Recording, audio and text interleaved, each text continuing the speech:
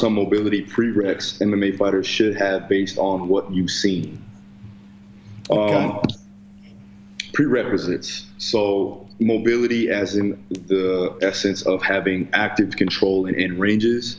I would say I would love to see them have external rotation. I would love to see them have proper hip mobility as far as being able to have hip external internal rotation bilateral with no deficit.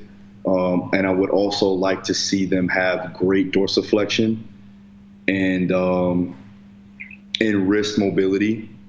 So that's strength in all ranges because of the fact that they're punching and grabbing with those hands, and they need to have that type of control in those regions.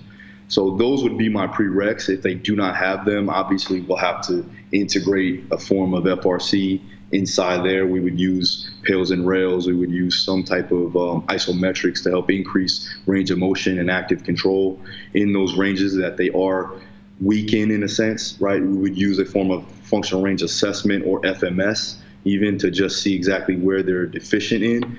And then from there, we can get those things activated, get those motor units and I should say those proprioceptors and mechanoreceptors activated in those end ranges so that they can be strong. Yeah, that's good. I remember FMA. FMA is an Australian strength and conditioning course. I remember learning all these different angles that are optimal for different movement patterns, largely based around the power lifts. But in terms of mobility, you know, I don't have a system or a way of quantifying, you know, which angles and anything like that. You just need to go with the individual.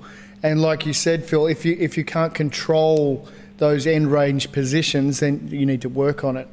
I think that's probably the underlying point. It's so individual, you know what I mean? Mobility is so based around biomechanics. So I would say if you wanted to break it down into like skills and their tactical game plan of what they're going to be doing, right, and how they are as far as a fighter goes, and we're talking about fighters in MMA, right? If they are a jiu-jitsu practitioner, they need to have that optimal hip flexion. They need to be able to move their hips in multi-directional patterns because they're going to be using their guard, right? If they are a boxer, they need to have proper shoulder mobility, but they also need to have hip mobility to turn over their punches.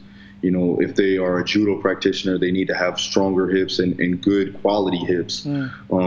They also need to have good shoulder mobility as well. So it all comes back to shoulders, scapula, T-spine in general, and then obviously hips and ankles too, because if you have limited dorsiflexion and plantar flexion, then what's going to end up happening is the gait's going to be off, and then they're going to end up rolling in, or the dysfunction is going to go up the chain and end up causing an issue in the knee and the hip in general, and then can go into the back. So it all starts from the ground up again. So we do want to have optimal mobility, even from the toes and the big toe in general. So yeah, I mean, it's fascinating watching some of these FRC, they're pails and rails with the toes, yeah? Dan Howard's gotten right into that stuff as well. It's pretty impressive to watch. Yeah, Dan actually asked me about RPR too just recently, so I'm going to get him going with that as well. Because those two together, in my opinion, are a match made in heaven. And although Spina doesn't believe in it in RPR, you know, I think that in general, I think that when you can activate the nervous system, and he says, you know, if joints are working like true joints, then the nervous system will take care of itself. But at the end of the day, you know, you can't fix, if the lights are off in the gym and you go right to the light bulb and try to fix a light bulb before you even switch, you know, hit the switch on the lights in general, then, you know, you're starting from like the level up. You know, you're not starting from the baseline. And I think that RPR is the basis of what you need to do from a preparation standpoint. Yeah. And I think, you know, with regards to Spina's comment there, I mean, I don't mean this disrespectfully, but, you know, to a man with a hammer, everything looks like a nail. And, you know, he's got a really, really comprehensive, well thought out system, but perhaps it's not the only tool for the job. Yeah. Well, that's the thing. It's like I'm always trying to pick and grab at certain things to make it my own, to a way that I can combine these things together, because it can synergistically work together as long as you put it in the right context.